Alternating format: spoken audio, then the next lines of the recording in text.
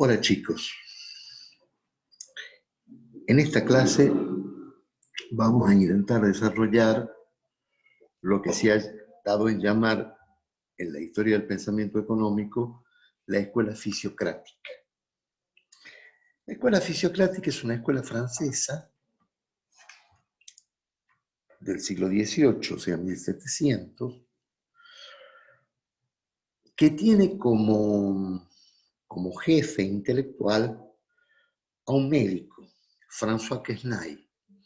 Quesnay es médico de la corte francesa y se interesa por el conocimiento económico, por la vida económica, y funda esta escuela que él llama fisiócrata. Fisiocracia quiere decir gobierno de la naturaleza. Fisio, naturaleza; cracia, gobierno. Los franceses en esta escuela todavía se preguntan cuál es la actividad más productiva. Y ellos contestan que la agricultura. Esto no es anormal, porque en realidad los franceses, así como los españoles, privilegiaban como idea de la riqueza el oro y la plata, porque ellos lo sacaban de América. Los franceses, que es una potencia agrícola en Europa de gran desarrollo, van a privilegiar su propia actividad y van a decir que la fuente de la riqueza básicamente es la agricultura. La actividad productiva por excelencia es la agricultura. Y van a comenzar planteando, para justificar esta posición, una teoría que se llama teoría del producto neto. Ellos plantean un ejemplo muy simple. Imaginemos un árbol de manzanas. Colocamos la semilla, sale el árbol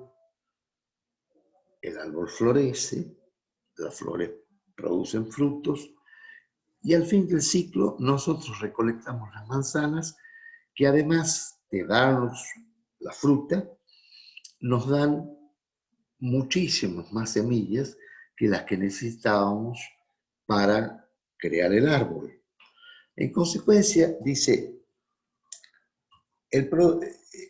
existe producto neto cuando el excedente económico se consigue sin disminuir su fuente, porque ese árbol de manzana podrá producir más manzanas el año próximo y así indefinidamente.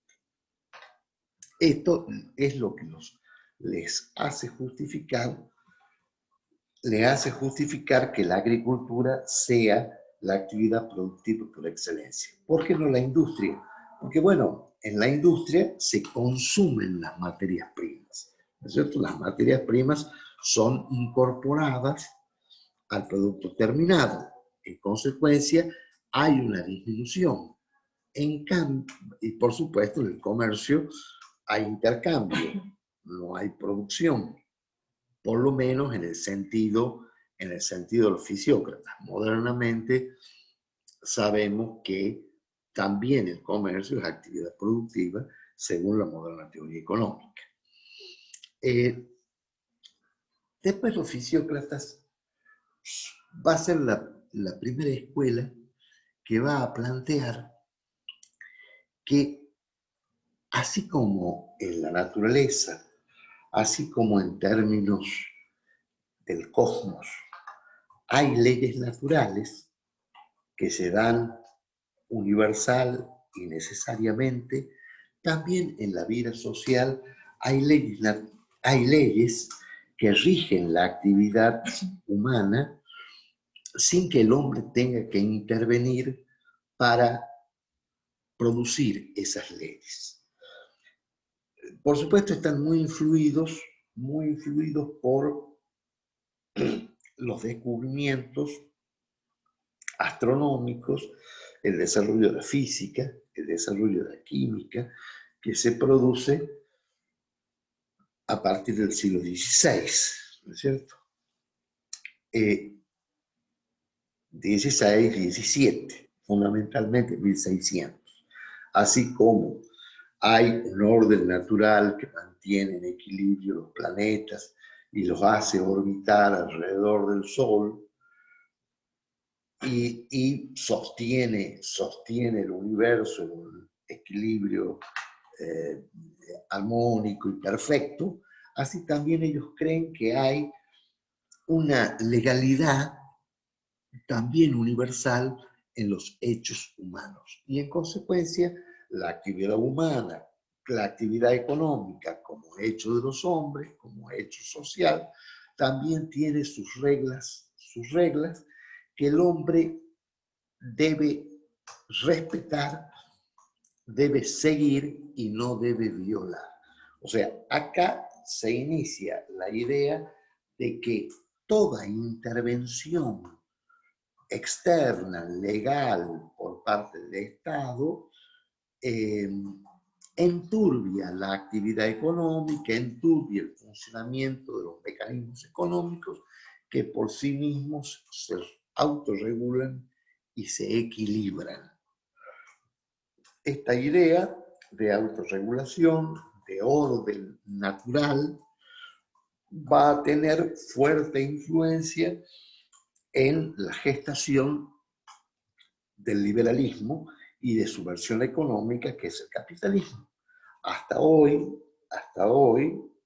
los economistas liberales clásicos, más ortodoxos, sostienen que el mercado es un orden natural que no requiere la intervención del Estado y que al contrario, toda intervención del Estado es perturbadora del funcionamiento de la economía y a largo plazo negativa para el desarrollo económico, para el buen funcionamiento de la actividad económica de los hombres y de la sociedad. François Quesnay, su mayor aporte va a ser lo que se ha dado en llamar el cuadro económico. Él supone una sociedad conformada por tres clases. En realidad es la Francia en la que él vive, es la Francia de 1700. Hay una clase productora, que para él son los productores agropecuarios, son los labriegos. Hay una clase terrateniente, que son los dueños de la tierra, y hay una clase estéril. Dentro de la clase estéril, él coloca a los artesanos y a todas las todas las otras profesiones liberales, comerciantes, funcionarios, abogados, ¿no es cierto? Entre estas tres clases va a circular la renta de la actividad económica. Y él supone que en un año la clase productora genera un producto neto de 5.000 pesos. Guarda 2.000 para poder volver a reiniciar el ciclo de producción y cosecha para el año próximo.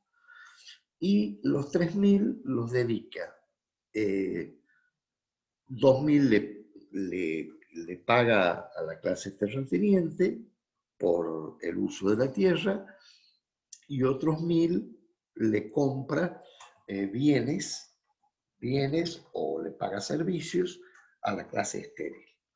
A su vez, la clase terrateniente le compra productos de la tierra por 1.000 pesos a la clase productora y otros 1.000 pesos se los paga a la clase estéril por bienes por bienes y servicios. A su vez, la clase estéril le compra con esos 1.000 pesos productos a la clase productora. De manera tal que lo que se muestra al final de ese conjunto de transacciones es que el producto neto vuelve a la fuente que lo ha producido.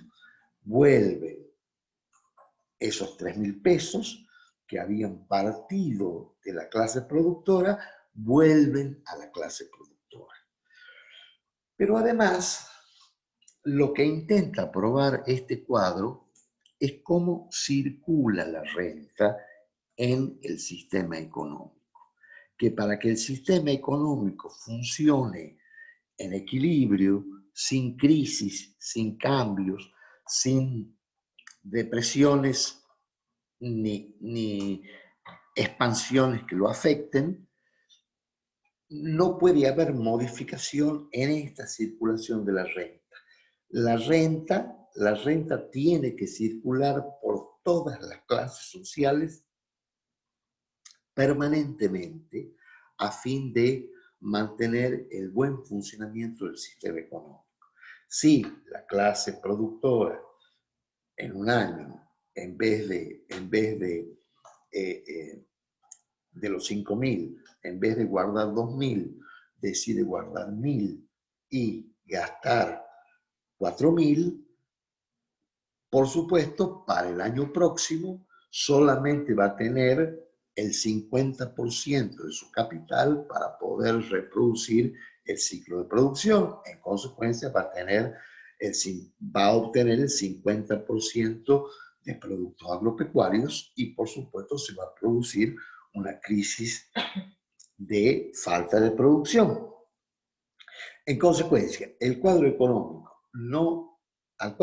no le interesa probar cómo se distribuye la renta entre las clases según su participación en la actividad económica, sino simplemente cómo circula la renta para que el sistema económico funcione en equilibrio y aceptadamente. Los fisiócratas entonces van a tener, hay que recordar, mucha importancia por esta idea de la circulación de la renta, o sea, hacen un diagrama de flujo en definitiva, que por supuesto ustedes van a ver el trabajo del profesor Caro sobre circulación de la renta en la provincia de Catamarca,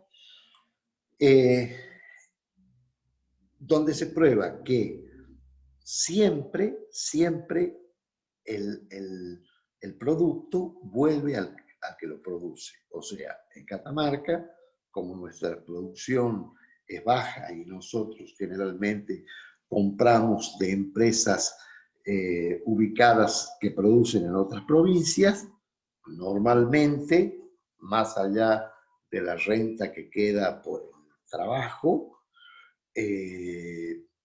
la mayoría de la renta va a sus fuentes.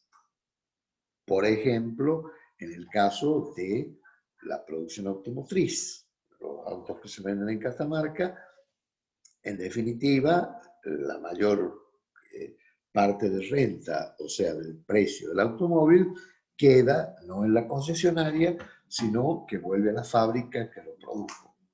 En consecuencia, sale del circuito económico catamarqueño. Y además, por supuesto, va a tener gran importancia la idea esta del orden natural, que a partir de ese momento va a tener gran influencia en el pensamiento económico y va a presidir las reflexiones de la economía ortodoxa o de